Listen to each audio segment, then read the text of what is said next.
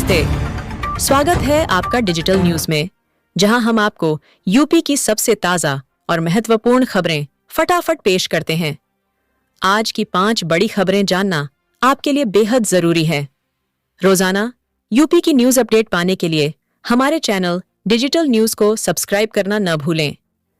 योगी सरकार के द्वारा बरेली में होने वाली घटना के विषय में घटना और उत्तर प्रदेश की छोटी बड़ी 5 बड़ी खबरें इस वीडियो में लेकर आई हैं। तो चलिए शुरू करते हैं पूरी बातें। बरेली में इंटरनेट बंद, तौकीर रजा गिरफ्तार। योगी की सख्त चेतावनी। उत्तर प्रदेश के बरेली में शुक्रवार को माहौल गर्म हो गया जब इत्तेहाद-ए-मिल्लत परिषद के प्रमुख मौलाना तौकीर रजा को पुलिस ने भड़काऊ बयान और तनाव फैलाने के आरोप में गिरफ्तार कर लिया। उनकी गिरफ्तारी के बाद कई इलाकों में स्थिति बिगड़ने की आशंका को देखते हुए जिला प्रशासन ने एहतियातन इंटरनेट सेवाएं 24 घंटे के लिए बंद कर दी हैं। सीएम योगी आदित्यनाथ ने इस पर कड़ा रुख अपनाते हुए कहा कि मौलाना भूल गए हैं कि प्रदेश में किसका शासन है। ऐसा सबक सिखाया जाएगा कि आने वाली पीढ़ियां दंगे करना भूल जाएंगी। पुलिस और प्रशासन ने शहर के संवेदनशील इलाकों में भारी फोर्स तैनात कर दी है। अधिकारियों ने साफ किया है कि कानून व्यवस्था से खिलवाड़ करने वालों पर कड़ी कार्रवाई होगी। गिरफ्तारी के बाद शहर में शांति बनाए रखने के लिए लगातार फ्लैग मार्च किया जा रहा है और हालात पर कड़ी निगरानी रखी जा रही है।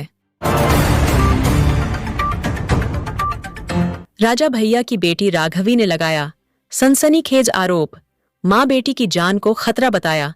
प्रतापगढ़ के कुंडा से विधायक रघुराज प्रताप सिंह उर्फ राजा भैया की बेटी राघवी कुमारी ने सोशल मीडिया प्लेटफॉर्म एक्स पर एक चौंकाने वाला वीडियो साझा किया है। राघवी ने अपने पिता पर गंभीर आरोप लगाते हुए कहा कि उन्हें उनकी मां भानवी सिंह और बहन को जान से मारने की धमकी दी जा रही है।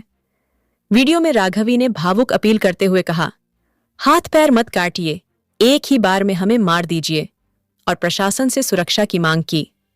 राघवी का आरोप है कि पारिवारिक विवाद के चलते उनकी और मां की जिंदगी खतरे में है।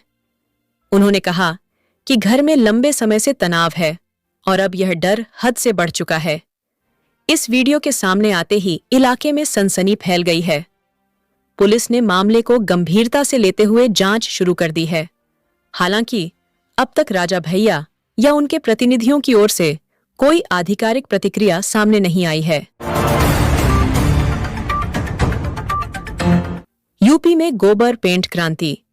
5 से 10 रुपये किलो गोबर से 4 लाख लोगों को मिला रोजगार। ग्रेटर नोएडा के इंडिया एक्सपो सेंटर में आयोजित यूपी इंटरनेशनल ट्रेड शो 3.0 में सपना ने गाय के गोबर से बने प्राकृतिक पेंट की सफलता की कहानी साझा कर सबका ध्यान खींचा।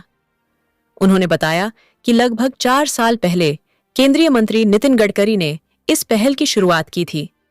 पहले जहां गाय का गोबर मात्र 2 रुपये किलो बिकना भी मुश्किल था, अब इसकी कीमत 5 से 10 रुपये प्रति किलो तक पहुंच गई है।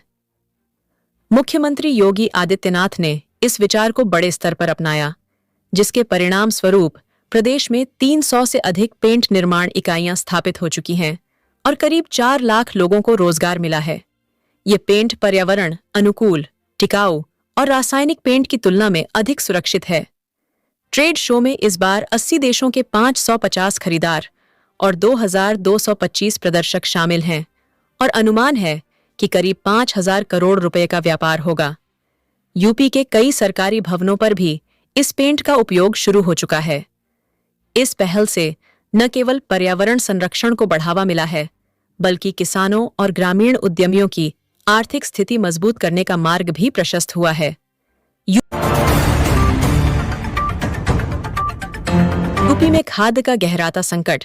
अखिलेश यादव बोले, भाजपा हटेगी तभी किसानों को मिलेगी राहत। उत्तर प्रदेश में खाद्य की भारी किल्लत से किसान बुरी तरह परेशान हैं। कई जिलों में यूरिया और डीएपी खाद की कमी के कारण किसानों को लंबी लंबी कतारों में खड़ा होना पड़ रहा है।